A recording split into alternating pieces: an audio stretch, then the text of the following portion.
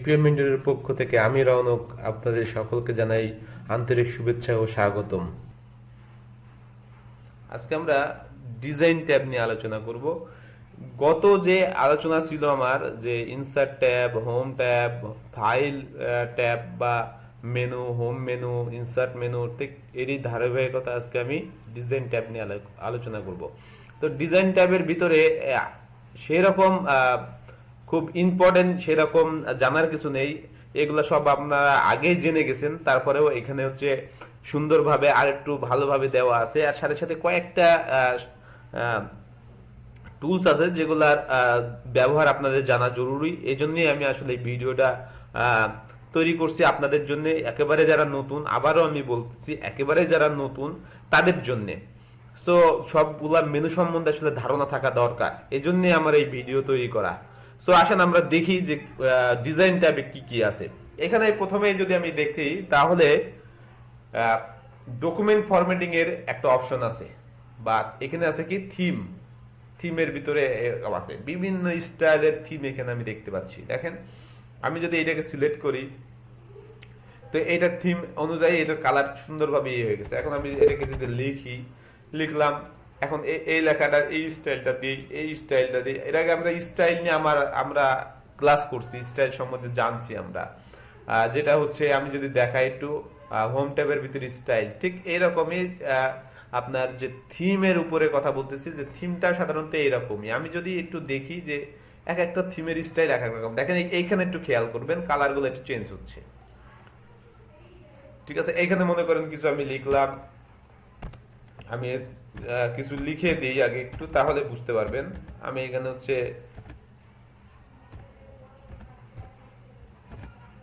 আমি এখানে কিছু লিখলাম।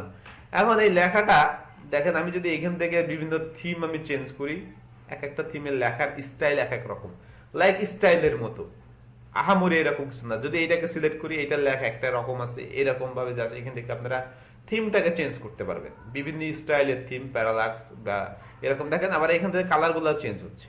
তো এই হচ্ছে বিষয় এখানে থিমের যে অংশ বা ডকুমেন্ট ফরম্যাটিং এর যে বিষয়টা। এবার আসেন আমি কালারে আসি। এখানে হচ্ছে বিভিন্ন কালারের আছে, স্টাইল আছে, এখানে দেখাচ্ছে। আসলে এইগুলো আসলে ওইরকম কোনো পরিবর্তন এখানে নাই। এগুলোকে যদি একটু সিলেক্ট করি যদি কালারটাকে একটু চেঞ্জ করতে চাই, দেখেন কোনো চেঞ্জ নাই। কিন্তু এইগুলা হচ্ছে তার থিমের ভিতরে একটা স্টাইল মতো করা আছে। সো এক একটা স্টাইল এক এক রকম। দেন এখানে আসেন ফন্ট, দেখেন এখানে ফন্ট সেট করা আছে, এটার জন্য কি ফন্ট আছে সেটা ফন্ট এখানে সেট করা আছে। সো আমি যদি একটু ফন্টটা চেঞ্জ করি, এখানে দেখেন ফন্ট চেঞ্জ করতে পারবো। অর্থাৎ স্টাইলের একটু, এই থিমের একটু স্টাইল আমি চেঞ্জ করতে পারবো এখান থেকে।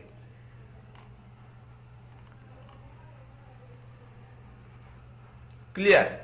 দেন আমি আসি এবার হচ্ছে প্যারাগ্রাফ স্পেসিং। দেখেন আমার এই ডকুমেন্টটাতে কয়টা প্যারাগ্রাফ আছে। আমি যদি এটাকে একটু অল কন্ট্রোল দিয়ে অল সিলেক্ট করি, হোম ট্যাব থেকে আমরা যদি এটাকে সুন্দরভাবে করে নিই, যে জাস্টিফাই করে নিই সুন্দরভাবে, তাহলে এটা সুন্দরভাবে দেখা যাচ্ছে। এখন দেখেন এখান থেকে আমি যদি ডিজাইন নিয়ে যেহেতু কথা বলতেছি, সো এখান থেকে প্যারাগ্রাফ স্পেসিং এর যে কথা আছে, আমরা এখানে ইনসার্ট না, আমরা হচ্ছে হোমের ভিতরে হচ্ছে প্যারাগ্রাফ স্পেসিং, বা এই যে এখান থেকে দেখেন line spacing, paragraph spacing, line spacing এবং প্যারাগ্রাফ স্পেসিং এর বিষয়ে জেনে আসছি বা শিখে আসছি। ঠিক এইটাই এখানে সুন্দরভাবে এখানে দেওয়া আছে। এই যে এখানে সুন্দরভাবে টাইট হবে না কি হবে, এটার উপরে একটু বেশি ইয়ে করে। সো এখানে বিভিন্ন ফরম্যাটে অলরেডি রেডি করা আছে। দেখেন এক একটা টাইট করলে একটু ইয়ে হচ্ছে, কম্প্যাক্ট করলে একটু এই জায়গাগুলো একটু কম বেশি হচ্ছে। নো প্যারাগ্রাফ করলে একেবারে প্যারাগ্রাফ যেটা আছে সেটা একেবারে ভেঙে যাচ্ছে। সো কোনো প্যারাগ্রাফ থাকতেছে না। এখান থেকে আপনি এটাকে সেট করতে পারবেন। এখানে কাস্টমে যদি আমি যাই, কাস্টম থেকেও আপনি এখান থেকে লেফট রাইট এই প্যারাগ্রাফ আপনি আফটার বিফোর আপনি সেট করতে পারবেন, যেটা আমরা অলরেডি হোম ট্যাব থেকে শিখে আসছি। এখান থেকে সাইজও আপনারা সেট করতে পারবেন। এই যে সাইজ সেট হয়ে গেছে।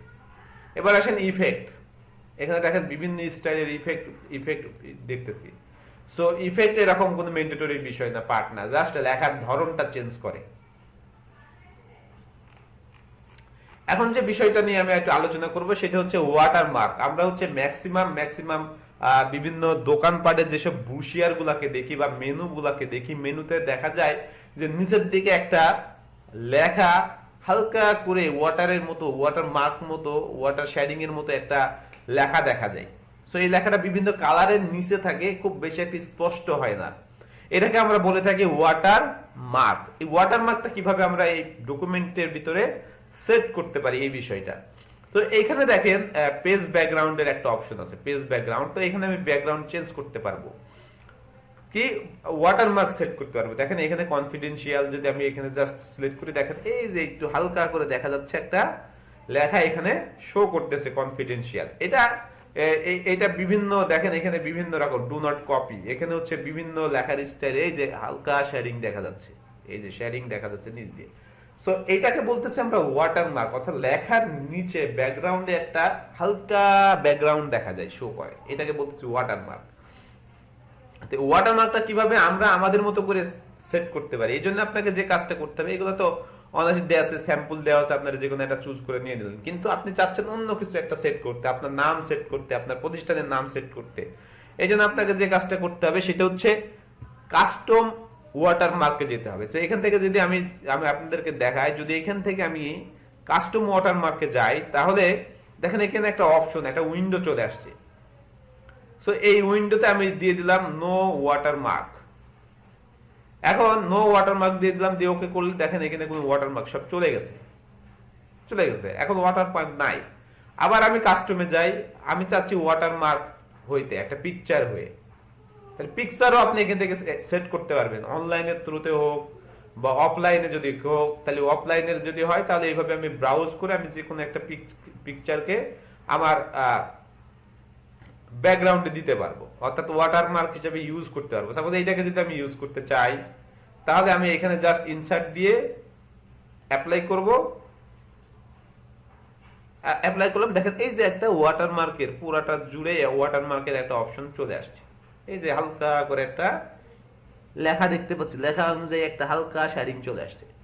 এটাকে আমি অন্য অন্য পিকচার দিয়ে যদি দেখি, আবার ওখানে এই যে এখানে খেয়াল করেন যে সিলেক্ট পিকচার, এখান থেকে সেট করতে পারবো আমি। এখান থেকে এই পিকচারটা যদি দিই, তাও এখান থেকে সেট করতে পারবো। দেখেন হালকা কালারের একটা শেডিং চলে আসছে, এই যে। তো এটা ওয়াটারমার্ক। আবার আপনি এটা চাচ্ছেন না, সাপোজ এটা চাচ্ছেন না, আপনি অন্য কিছু চাচ্ছেন, জাস্ট এখন নোতে যদি দিই, নোতে দিয়ে ওকে করি, এখন চলে গেছে। এখন আমি চাচ্ছি যে একটা অন্য লেখা, অর্থাৎ আপনার নাম লেখা। এই জন্য আপনাকে যে কাজটা করতে হবে যে টেক্সট ওয়াটারমার্ক, এখানে হচ্ছে আপনাকে লিখতে হবে, এই যে এখানে আপনাকে লিখতে হবে। সাপোজ আমি লিখলাম হচ্ছে বিপিও মেন্টর, লিখে দিলাম। সো এটা হচ্ছে সাইজ কত হবে, এখান থেকে আপনি বড় করেও দিতে পারবেন, এই যে বড় করে দিতে পারবেন, হরিজন্টাল কালার দিবেন, হরিজন্টাল অনুযায়ী দিবেন, ঠিক আছে। তো আপনি এইভাবে দিতে পারবেন, এই যে হরিজন্টাল দিতে পারবেন। তারপরে হচ্ছে আবার এইটাকে যদি আমি আবার কাস্টমে যাই, কাস্টম করে এটাকে ডায়াগোনাল যদি দেই, তাহলে এটাকে এইরকম ডায়াগোনাল হচ্ছে এই বাঁকা অনুযায়ী এইরকম হবে। পিছনের দিকে দেখেন ব্যাকগ্রাউন্ডে বিপিএমেন্টর ওয়াটারমার্ক হিসেবে আছে। দেন আবার যদি আমি একটু দেখি, একটু বিস্তারিত একটু আপনাদের সাথে আলোচনা করে দিই। এখানে বিপিএমেন্টর, এখন এখানে আপনি অন্য কিছু লিখতে চাচ্ছেন, বাংলা, বাংলাদেশ অনুলিপি, আপনি অনুলিপি লিখতে চাচ্ছেন, সো এখান থেকে অনুলিপি লেখা হয়ে যাবে। আপনি যদি অন্য কিছু চান, তো অন্য কিছু মনে করেন যে আমি যদি এখানে লিখি যে সাপোজ আমি যদি আর একটা ডকুমেন্ট আমার ওপেন করি,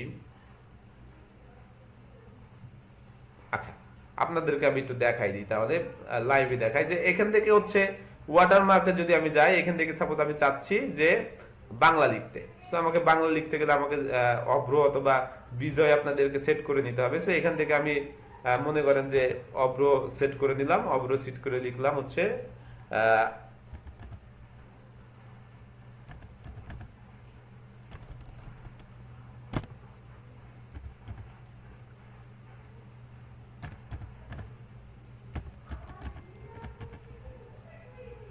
এখানে লিখলাম। সো এখানে হচ্ছে মনে করেন যে আমি বাংলা লিখে ফেললাম। সো এইভাবে আপনি চাইলে লিখতে পারেন। তারপর হচ্ছে সাপোজ আমি বাংলাদেশ লিখতে চাচ্ছি,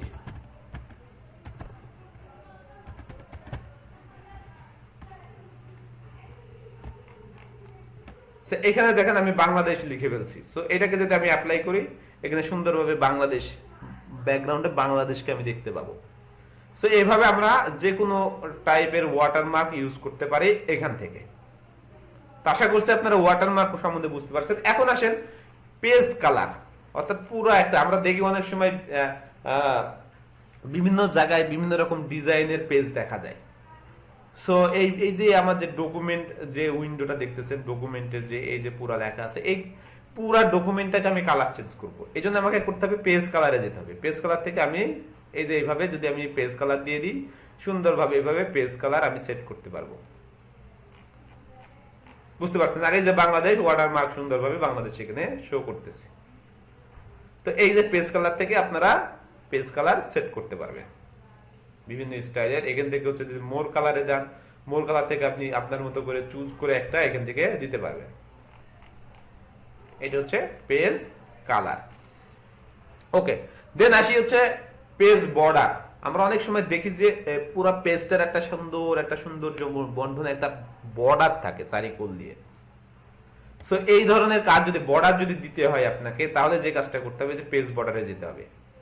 পেজ বর্ডারে যদি যাই, দেখেন একটা উইন্ডো আসছে, এখান থেকে আপনি বিভিন্ন স্টাইলের বর্ডার আপনি এখান থেকে শো করতে পারবেন। এখানে একটু খেয়াল করবেন, সুন্দর করে আপনি শেয়ার করতে পারবেন। এই যে দেখেন সুন্দরভাবে একটা চারি সাইড দিয়ে একটা বর্ডার তৈরি হয়েছে এই ডকুমেন্টের ভিতরে। আবার একটু যদি বিস্তারিত দেখি, আমরা বিভিন্ন স্টাইলের বক্স নান করে দিলে আবার নান হয়ে যাবে। এখান থেকে দেখেন নান হয়ে গেছে। আবার যদি বর্ডারে যাই, এখান থেকে মনে করেন 3D টাইপ বর্ডার, যে বিভিন্ন এখান থেকে আপনি মোটা করতে পারবেন, বর্ডারটাকে সুন্দর করে মোটা করে দিতে পারবেন। এই যে মোটা বর্ডার হয়ে গেছে। আবার একটু আসি, এখান থেকে দেখি মোটা বর্ডার, ছোট বর্ডার করতে চাইলে ছোট বর্ডারে ক্লিক করবেন, ছোট বর্ডার হয়ে যাবে। সো এখান থেকে আপনি কি করতে পারবেন, বর্ডারের উইডথ দিতে পারবেন। এখান থেকে যে কাজটা করতে পারবেন, বর্ডারের কালার দিতে পারবেন, বর্ডারের কালার চুজ করতে পারবেন। এই যে বর্ডারের কালার চেঞ্জ হয়ে গেছে। সো এই উইন্ডোর ভিতরে যে যে বিষয়গুলো একটু আমি বলি, বর্ডার, এখান থেকে বর্ডারের স্টাইল আপনি চুজ করতে পারবেন। বিভিন্ন স্টাইলের বর্ডার আছে এখান থেকে আপনি দেখতে পারবেন বিভিন্ন স্টাইলের বর্ডার এর ভিতরে আছে। এবার আছেন শেডিং। শেডিং এ আপনি কি দিতে পারবেন, এই যে শেডিং দিতে পারবেন। এখান থেকে যদি দেন, এই যে দেখেন একটা শেডিং দিতে পারবেন ডকুমেন্টের ভিতরে। সাপোজ এটাকে যদি আমি দিই, শেডিং দিতে চাচ্ছি, এটাকে আমি এখান থেকে শেডিং দিতে পারবো। এই যে দেখেন শেডিং হয়ে গেছে। সো শেডিং দিতে পারবো এখান থেকে, বর্ডার থেকে। আমরা শেডিং কিন্তু এর আগে হোম ট্যাবে থেকে আমরা শিখে আসছি। তো এখান থেকে আমরা শেডিংও দিতে পারছি। তারপর কাস্টমে যদি দিই, কাস্টম বর্ডারে যদি আমি যাই, এখান থেকে দেখেন এখানে বিভিন্ন কালার হয়ে যাচ্ছে। তো এখান থেকে আপনার বিভিন্ন জিনিস চেঞ্জ করতে পারেন। Whole document, this section, page only একটা পেজে দিতে পারবেন। এখান থেকে অল ফার্স্ট পেজে দিতে পারবেন, যে কোনো জায়গায়। এখান থেকে হচ্ছে আপনি বিভিন্ন স্টাইলের আপনি দিতে পারবেন। যেমন সাপোজ আমি চারি সাইডে এই মানুষ মতো এটাকে শো করবে, তাহলে এটাকে দিলাম ওকে। দেখেন চারি সাইড দিয়ে বর্ডার হয়েছে, এই মানুষটা এইভাবে শো করতেছে। সো আবার একটু দেখাই আপনাদেরকে যে এইভাবে এখান থেকে আপনি আর্ট অনুযায়ী এগুলাকে সুন্দরভাবে এই বর্ডার গুলো ইউজ করতে পারবেন। সাপোজ এই বর্ডারটা আমি দিব, এটা কালার যদি আপনার পছন্দ না হয়, কালার চেঞ্জ করে দিলেন, কালার এখান থেকে চেঞ্জ করতে পারবেন, কালার চেঞ্জ করতে পারবেন। দেন এটা এই স্টাইল করতে চান, এটা স্টাইল করতে চাইলে আর এটা শো করবে না, যে কোনো একটা আপনাকে চুজ করতে হবে। এটা চুজ করতে পারেন, বিভিন্ন স্টাইলের চুজ। এটা যেই আমি, তাহলে এটা এরকম হয়ে যাবে। এই যে সো আশা করছি আপনারা সুন্দরভাবে ডিজাইন ট্যাবের কাজটা বুঝতে পারছেন। দেন আমরা দেখলাম যে ডিজাইন ট্যাবের ভিতরে যে ডকুমেন্ট ফরম্যাটিং আছে, ওয়াটারমার্ক আছে, পেজ কালার আছে, পেজ বর্ডার আছে, প্যারাগ্রাফ স্পেসিং আমরা আগেই শিখে আসছি, সবগুলা সুন্দরভাবে ভালোভাবে বুঝতে পারছি। এখন আপনাদেরকে একটু আমি বলে রাখি যে যারা নতুন এই ভিডিওটা দেখতেছেন, অবশ্যই তারা আমার আগের ভিডিওগুলা দেখবেন। এই ওয়ার্ড সিরিজের আমরা হচ্ছে বিশেষ করে আমি হচ্ছে file menu, home menu, insert menu সবগুলার কাজ দেখছি। এর ধারাবাহিকতায় এই ভিডিওটা আমি তৈরি করছি ডিজাইন ট্যাব দিয়ে। পরবর্তীতে আমি লেআউট ট্যাব নিয়ে আলোচনা করব। ভালো থাকবেন, সুস্থ থাকবেন, এবং যদি এই ভিডিওটা আপনাদের ভালো লেগে থাকে অবশ্যই লাইক করবেন, যদি কোনো কিছু জানার থাকে কমেন্টস করবেন এবং অবশ্যই অবশ্যই শেয়ার করবেন আপনাদের ফ্রেন্ডদের সাথে এবং সাথে সাবস্ক্রাইব করতে একেবারেই ভুলবেন না।